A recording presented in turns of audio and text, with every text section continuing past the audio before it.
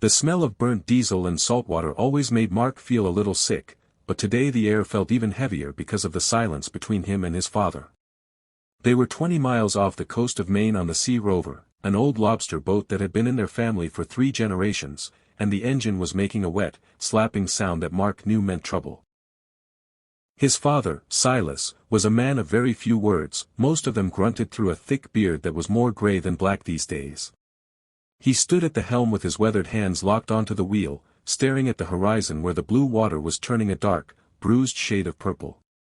Mark was 22 and had just finished his first year of law school, a world that felt a million miles away from the slime-covered deck in the biting Atlantic wind. He had come home for the summer to help his dad, but every time he tried to suggest that they head back to shore because of the darkening sky, Silas just tightened his grip on the wheel and told him to keep sorting the catch. The tension between them wasn't about the fishing or the boat, it was about the fact that Silas saw his son's education as a way of leaving him behind, and Mark saw his father's stubbornness as a slow way of sinking into the past. The first wave hit the side of the boat with the force of a car crash, sending a spray of freezing water over the railing that soaked Mark to the bone. He stumbled, his boots sliding on the slick deck, and he barely managed to grab onto the hydraulic winch to keep from falling overboard. The slapping sound from the engine suddenly turned into a violent metallic scream, and then, with one final puff of black smoke, the Sea Rover went silent.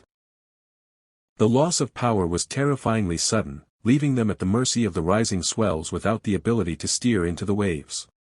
Silas didn't panic, but Mark saw the way his father's jaw set into a hard line as he tried the ignition over and over again.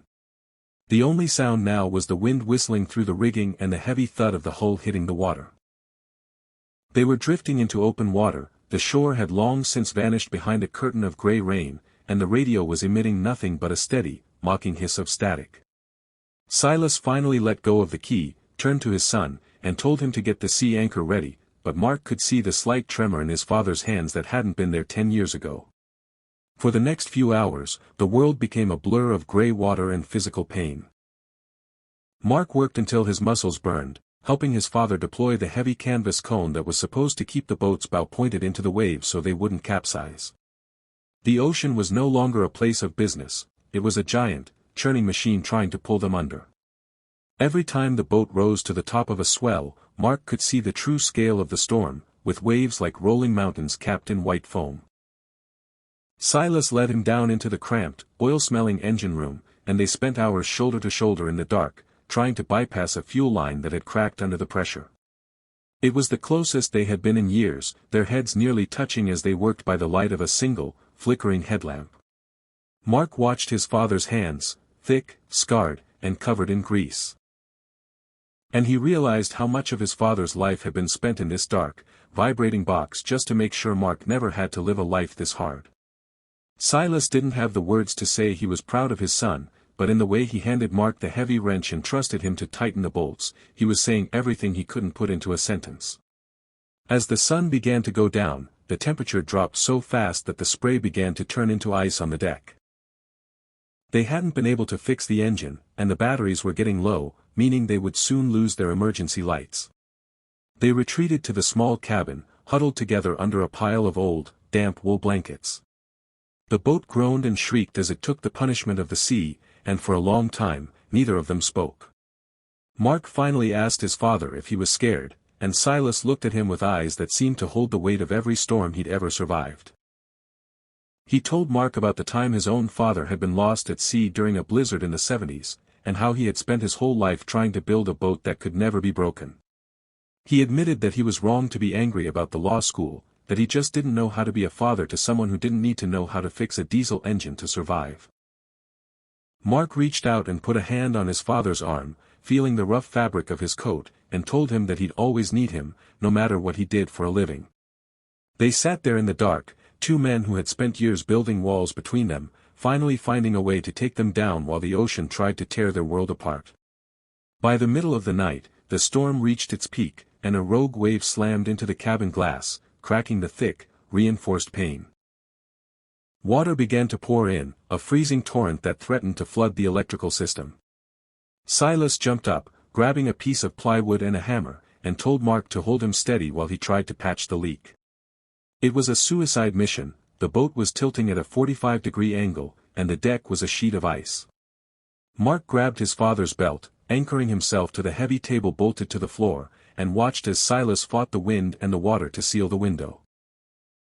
Every time a wave hit, Silas was nearly washed away, but Mark held on with every ounce of strength he had, his fingers cramping and his shoulders screaming in protest. They worked as a single unit, the young man's strength and the old man's experience holding the line against the Atlantic. When the last nail was driven in and the leak was slowed to a drip, they collapsed back onto the floor, gasping for air, their breath coming out in thick white clouds. They had survived the worst the night had to offer, not because the boat was strong, but because they had finally learned how to hold on to each other. The first light of morning didn't bring warmth, but it brought a flat, gray visibility that allowed them to see a distant shape on the horizon. It was a Coast Guard cutter, its orange hull cutting through the subsiding waves like a beacon of hope. Silas grabbed the emergency flare gun, his hands steady now, and fired a brilliant red spark into the sky. As they waited for the rescue boat to reach them, Silas sat on the bench and pulled a small, silver compass from his pocket, the one Mark's grandfather had given him. He handed it to Mark and told him to take it back to school with him, so he'd always know which way was home. Mark took the compass, the metal still warm from his father's pocket, and realized that the reconciliation they had been looking for didn't happen in a conversation or a letter, it happened in the grease, the cold, and the shared struggle to stay afloat. When they finally stepped onto the deck of the cutter, leaving the battered Sea Rover to be towed behind, Silas didn't look back at the boat. He looked at his son, put an arm around his shoulder, and for the first time in Mark's life, he didn't let go. The medical monitor in room 302 didn't beep so much as it chirped, a rhythmic, mechanical bird that seemed to be counting down the seconds until Silas Thorne's heart decided it had finally had enough of the Maine coast. Mark sat in a hard plastic chair by the window, watching the rain streak against the glass, his hands still stained with the dark, stubborn grease from the Sea Rover's engine room that no amount of hospital soap seemed able to touch. His father lay in the bed, looking small and fragile under the white sheets, a sight that felt like a betrayal of everything Mark had ever believed about the world. 2 hours ago, Silas had collapsed on the pier while the insurance adjuster was still talking about structural integrity and unrecoverable depreciation, and as Mark had caught his father's falling weight, he realized that the man was light, lighter than a crate of lobsters, lighter than a coil of wet rope. The doctors called it a stress-induced cardiac event, which was just a polite way of saying the man's life had finally caught up to him. The silence in the hospital room was heavy with things unsaid, a thick fog that Mark couldn't seem to navigate. He looked at the stack of paperwork the nurse had left on the bedside table, forms for insurance, consent for a cardiac catheterization, and a list of medications that sounded more like a chemistry final than a treatment plan. He also saw a tattered, salt-stained envelope tucked into Silas's coat pocket, which had been tossed onto a chair. Against his better judgment, Mark reached for it. Inside was a foreclosure notice for the family's small house on the cliffside and 3 months of unpaid docking fees for the Sea Rover. His father hadn't just been fighting the ocean, he had been drowning on land for years, keeping the struggle hidden behind grunts and long days at sea so that Mark could go off and learn about the law. The irony wasn't lost on him. Here he was, learning how to argue over contracts and torts, while the most important contract of his life, the one between him and his father, was being torn up by a bank in Portland. By the second day, Silas was awake, but he wasn't himself. He stared at the ceiling with a vacant intensity, his voice a gravelly whisper that barely carried across the room. He didn't ask about the boat or the house, he asked about the compass he had given Mark on the cutter. When Mark pulled it from his pocket and showed him it was safe, Silas closed his eyes and let out a long, shaky breath. "The rover is done, Mark," he said, and the finality in his voice was sharper than any wave. "She's wood and rot now. Don't go back down to the pier. Go back to Portland. Finish the books." But Mark could see the lie in his father's eyes. Silas wasn't setting him free, he was giving up because he thought the weight was too much for Mark to carry. It was the ultimate sacrifice of a man who didn't know how to ask for help, and it made Mark's blood boil with a mixture of love and absolute fury. Mark didn't go back to Portland. Instead, he went back to the pier. The harbor was a gray, lonely place in the midweek slump, the air smelling of low tide and diesel. He stood at the edge of the dock and looked down at the Sea Rover. She was leaning hard to the starboard side, the water inside her hull sloshing with a heavy, rhythmic sound. She looked like a wounded animal, but as Mark stepped onto the deck, he felt a strange sense of belonging. This boat had saved their lives 3 nights ago, and he wasn't about to let her be sold for scrap or sunk for a reef. He spent the next 12 hours with a submersible pump and a shop vacuum, fighting back the Atlantic 1 gallon at a time. By sunset, the boat was floating level again, and though the engine was a ruined block of salt-caked iron, the hull was sound. He realized then that he didn't need a lawyer's degree to see what needed to be done. He needed the wrench, the grease, and the stubbornness he had inherited from the man lying in room 302. The recovery was slow, both for the man and the machine.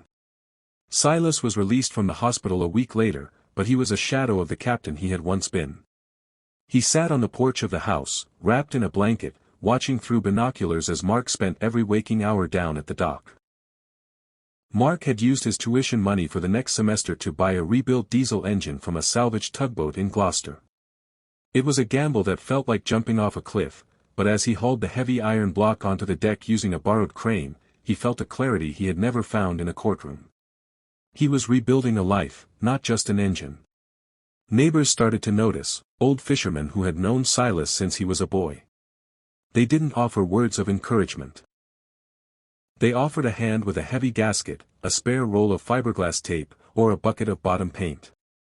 The community Silas had spent his life serving was quietly showing up to pay back the debt, one small repair at a time.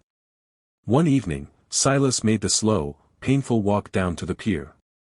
He stood at the top of the ramp, leaning heavily on a cane, watching Mark wrestle with the new fuel lines. The air was cool, and the gulls were crying over the incoming tide. Silas didn't say anything for a long time, just watched his son work. Finally, he spoke, and his voice was stronger than it had been since the storm. "You've got the timing wrong on the injectors, Mark. You'll blow the seals before you get out of the harbor." Mark looked up, sweat dripping from his chin, and saw his father smiling, a real, crooked smile. Silas climbed down the ramp, took the wrench from Mark's hand, and for the first time in a month, the two of them worked together in the belly of the Sea Rover. They weren't just fixing a boat, they were rebuilding the foundation of their lives, and as the engine finally turned over with a deep, healthy roar, the sound echoed across the harbor like a heartbeat returned to the dead. But the peace didn't last. As the engine hummed, a black sedan pulled up to the end of the pier, and a man in a sharp suit stepped out, holding a clipboard that looked a lot like the one the insurance adjuster had carried. He didn't look at the boat, he looked at the dock, and then at the house on the hill. Mark felt a cold pit form in his stomach. The bank wasn't interested in the boat, and they weren't interested in the repair. They were interested in the land. The prime, oceanfront real estate that Silas had owned since before the town became a tourist destination. The man walked toward them, his shoes clicking on the wood, and Mark realized that the storm at sea was over, but the battle for their home was just beginning. He looked at his father, then at the wrench in his hand, and he knew that law school was going to come in handy after all, just not in the way Silas had ever intended. The man from the sedan, a vice president of a regional development firm named Mr. Henderson, didn't even have the decency to wait for the grease to dry on Mark's hands before he started talking about fair market value and amicable transitions. He stood on the salt-eaten wood of the pier, his expensive leather shoes looking entirely out of place next to the rusted lobster traps and the smell of low tide. He spoke about the Thorne property as if it were a blank space on a map, strategic coastal asset that would be better served as a luxury marina and condo complex rather than a struggling family homestead. Silas stood by the railing of the Sea Rover, his knuckles white as he gripped his cane, his face a mask of silent, simmering fury that Mark knew all too well. But before Silas could find the breath to tell Henderson where he could shove his clipboard, Mark stepped forward, wiping his hands on a rag and looking at the man with a cold, analytical gaze that he had spent the last year perfecting in mock trials and late-night study sessions. He didn't argue about the money or the memories. He asked Henderson for the specific deed of trust and the notice of default, his voice steady and sharp as a filleting knife. For the next week, the kitchen table of the Thorne house became a war room, covered in legal textbooks, property maps, and ancient maritime records that Mark had hauled out of the town's basement archive. He spent 16 hours a day dissecting the bank's paperwork, looking for the one crack in their armor that could stop the foreclosure. Silas sat across from him, quiet and observant, occasionally pointing out a name on an old map or explaining a coastal easement that had been in place since the mid-1800s. Mark realized that while he had the modern legal theory, Silas had the folk law of the coast, the knowledge of who owned what piece of the shoreline and the unspoken agreements that had governed the harbor for a century. They discovered that a significant portion of the land the bank wanted to seize was actually subject to a prescriptive easement, a legal right that allowed local fishermen to move their gear across the property, a right that would make building a private, gated condo complex nearly impossible. Mark's eyes lit up as he found the historical filings. It was a small, dusty loophole, but in the world of property law, a small loophole is often enough to sink a very big ship. The legal battle wasn't just about papers, it was about the town itself. Henderson and his developers tried to pressure the local planning board to rezoning the pier, but Mark and Silas began attending every public hearing, a duo that the town found hard to ignore. Mark spoke with the precision of a lawyer, but he used the stories Silas had told him about the harbor's history to make the board see what they were really losing. He talked about the Sea Rover as a living piece of their heritage, not just an old boat. Meanwhile, Silas, still recovering his strength, began to talk to the other captains, men he had known for 50 years. He told them that if the Thorn Pier fell, their own access to the water would be next. The community, which had always been a collection of independent, stubborn individuals, began to knit together into a single, defensive wall. It was a slow, grinding process of attrition, but Mark felt the momentum shifting. They weren't just fighting for a house anymore, they were fighting for the soul of the harbor, and for the first time, Silas was treating Mark like a partner rather than a protege. The stress of the legal fight took a toll on Silas, and there were nights when Mark would find him staring out at the dark Atlantic, his breath coming in ragged hitches. The physical damage from the storm and the heart attack hadn't fully healed, and the looming deadline of the final foreclosure hearing sat in the room like an uninvited guest. Mark found himself balancing the demands of his law professors, who were calling to ask when he was returning for the fall semester, with the reality of his father's health. He felt like he was living in two different worlds. One where success was measured in grades and high-rise offices, and another where it was measured in gallons of pumped water and stay-of-execution orders. One night, while they were working on a brief for the planning board, Silas looked at Mark and told him that even if they lost the house, he had already won. He told Mark that seeing him stand up to those men on the pier was worth more than any piece of land they owned. It was the first time Silas had ever used the word won in a context that didn't involve a catch or a race, and it made Mark realize that the law he was practicing here was the only kind that truly mattered. The turning point came when Mark uncovered an ancient, Great Pond statute that governed the freshwater spring located at the back of their property. Under Maine law, certain water sources were considered public property, and the bank had failed to account for the public access requirements in their development plan. Mark drafted a 40-page injunction that was as much a work of art as it was a legal document. When he finished, he didn't feel the usual exhaustion, he felt a fierce, burning pride. He showed the draft to Silas, who read it slowly, his finger tracing the lines of text. When he got to the end, Silas didn't say anything. He just stood up, went to the cabinet, and pulled out 2 glasses and a bottle of the good whiskey he had been saving for Mark's graduation. They sat on the porch and toasted to the spring, the boat, and the fact that they were still there. They were still 3 weeks away from the final court date, and the developers were already starting to pull their equipment back from the neighboring lots, sensing that the Thorn property had become more trouble than it was worth. As the sun rose on the morning of their first sea trial for the new engine, the harbor was calm, the water looking like a sheet of hammered silver. They pushed off from the pier, the Sea Rover humming with a deep, steady rhythm that felt like a promise kept. Silas was at the helm, but he kept his hand light on the wheel, letting Mark handle the throttle and the navigation. They moved past the spot where the storm had nearly taken them, and the memory of the cold and the fear felt like a dream from another life. Mark looked at his father, who was standing tall against the wind, his eyes bright with a sense of purpose that the hospital could never have given him. They were headed toward the deep water, not to fish, but just to be out there, to prove that they could still command the sea.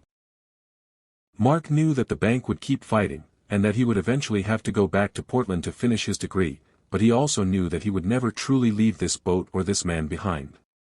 The Sea Rover was more than wood and iron now, it was the place where he had finally become the man his father always hoped he would be. The transition from the salt-sprayed deck of the Sea Rover to the air-conditioned, wood-paneled silence of the Cumberland County Courthouse felt like a dive into deep, pressurized water. Mark traded his grease-stained flannel for a charcoal suit that felt tight around his shoulders, while Silas looked like a caged lion in his only tie, his face weathered and bronzed against the sterile white of his dress shirt. They sat at a small table facing Judge Miller, a woman who looked as though she had seen every property dispute in the history of the state and had very little patience for any of them. Mr. Henderson was there, too, flanked by two lawyers from a high-priced firm in Boston who looked at Mark with a mixture of amusement and pity. As the proceedings began, Mark felt the weight of the last 4 parts of their journey, the storm, the heart attack, the nights spent over ancient maps. All of it coming down to this single hour of legal technicalities. He opened his folder, his fingers steady, and began to lay out the case for the prescriptive easement, his voice projecting with a confidence he didn't entirely feel, but one he knew his father needed to see. The defense's strategy was as predictable as a high tide. They argued that the Thorne family had abandoned their commercial use of the pier during Silas's illness and that the Sea Rover was a maritime hazard rather than a working vessel. They showed photos of the boat leaning in the harbor, the hull covered in barnacles, and spoke about community safety and economic progress. But Mark was ready for them. He didn't just counter with laws, he called his witnesses, men like Old Man Grady and Pete the Carpenter, who testified about the 60 years Silas had spent keeping the harbor's lights and marking the channels for free. Mark introduced the records he had found regarding the Great Pond Statute, explaining how the development would illegally cut off the town's access to the freshwater spring. As he spoke, he saw Silas leaning forward, his eyes fixed on the judge, a man who had spent his life fighting the Atlantic now watching his son fight a different kind of monster with nothing but words and paper. It was a grind, a slow-motion battle where every sentence felt like a wave hitting the bow, but Mark didn't flinch, even when the Boston lawyers tried to mock his lack of a completed degree. Midway through the hearing, a heavy silence fell over the room as Silas was called to the stand. Mark hadn't wanted him to testify, fearing the stress would be too much, but Silas had insisted. The old man climbed into the witness box, his gait slow but his posture straight. When asked why he had refused the bank's generous offer, Silas didn't talk about money. He talked about the way the wind felt when you rounded the point at 4 in the morning, and how a town that loses its connection to the water eventually loses its soul. He spoke about his father and his grandfather, and how the pier wasn't just wood and pilings, but a promise made to the next generation. His voice, usually a rough growl, was clear and resonant, filling the courtroom with a gravity that made the lawyers in the back stop shuffling their papers.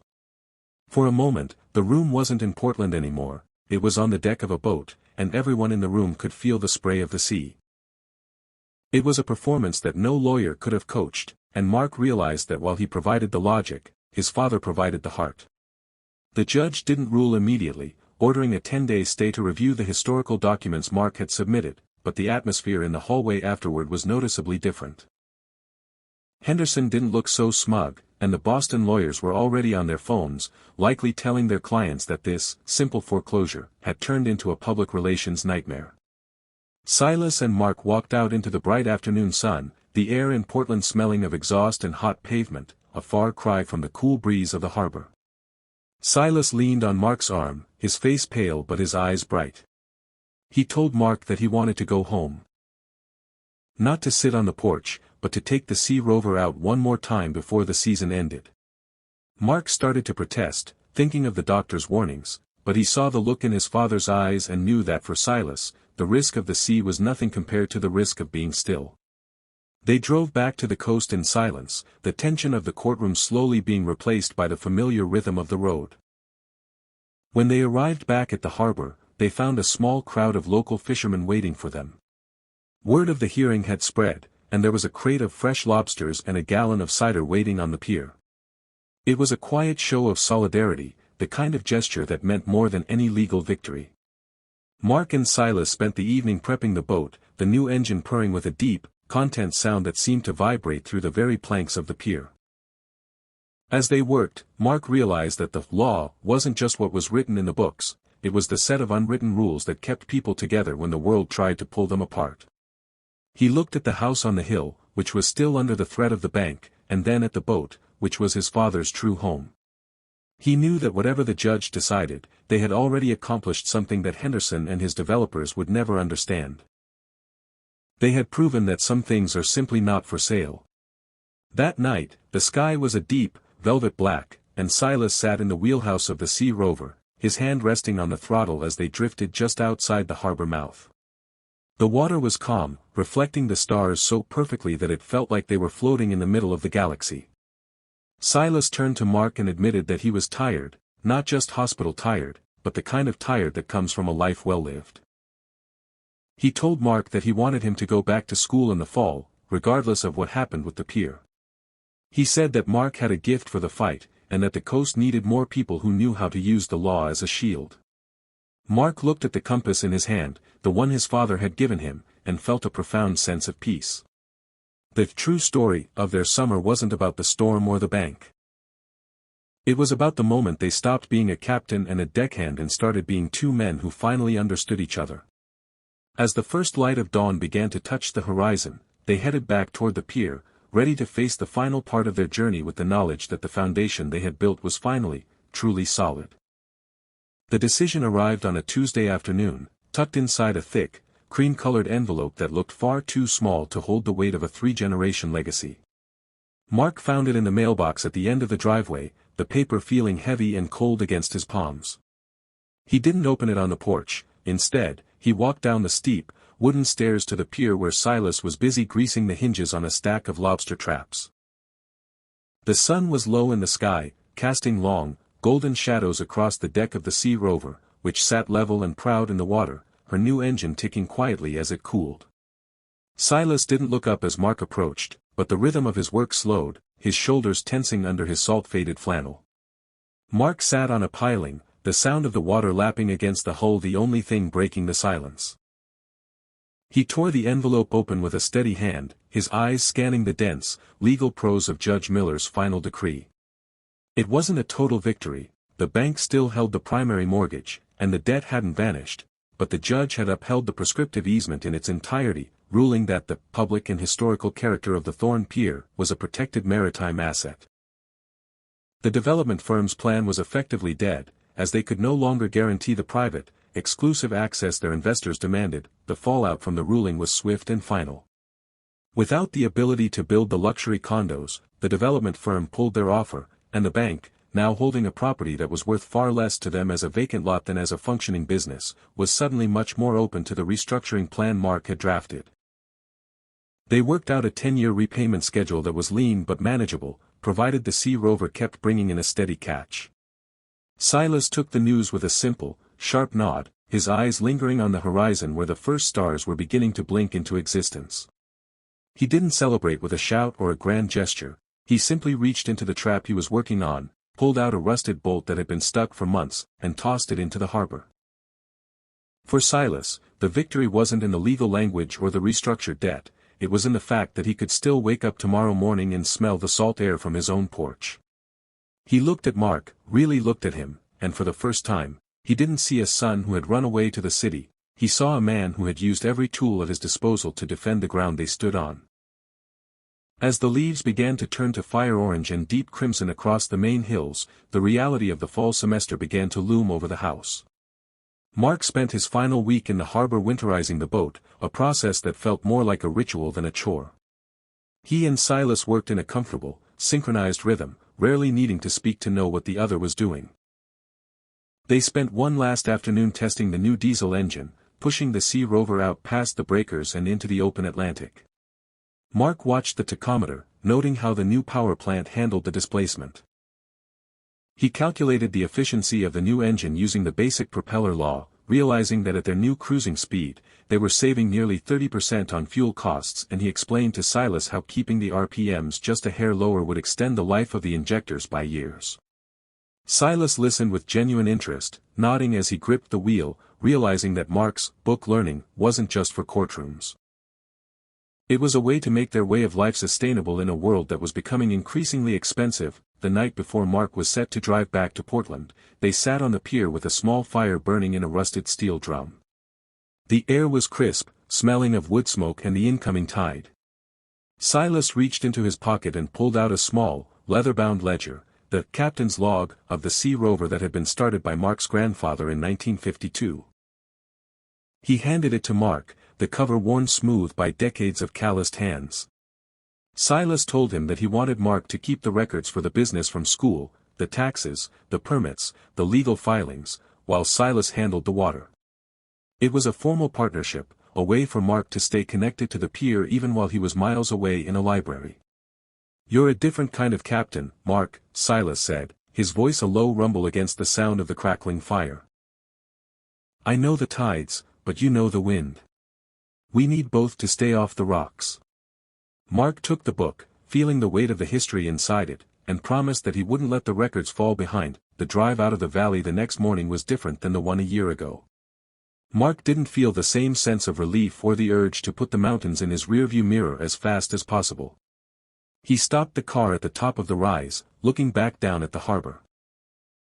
The Sea Rover was a small, white speck against the deep blue of the cove, a plume of wood smoke rising from the chimney of their house on the hill. He realized that he wasn't leaving home to become someone else, he was going back to the city to become the man who could protect this place.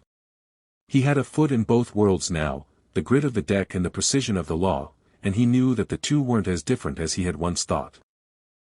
Both required a steady hand, a sharp eye for detail, and the courage to hold your course when the storm started to scream.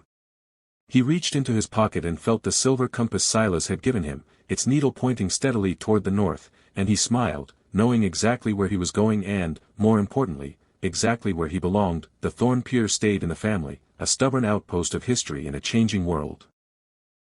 Silas eventually regained enough strength to take the boat out 3 days a week, often with a younger deckhand from the village whom Mark had vetted through a formal employment contract. Mark finished his degree and joined a firm specializing in maritime law, becoming the go-to advocate for the independent fishing fleets of the North Atlantic. They never became rich, and the house always seemed to need a new coat of paint or a shingle replaced, but they were the masters of their own little piece of the coast. On the rare weekends when Mark could make the drive back, he would step onto the pier, change into his old boots, and join his father in the engine room of the Sea Rover. There, amidst the smell of diesel and the sound of the tide, the lawyer and the fisherman would work side by side, two parts of a single story that the ocean had tried to end, but only succeeded in making stronger.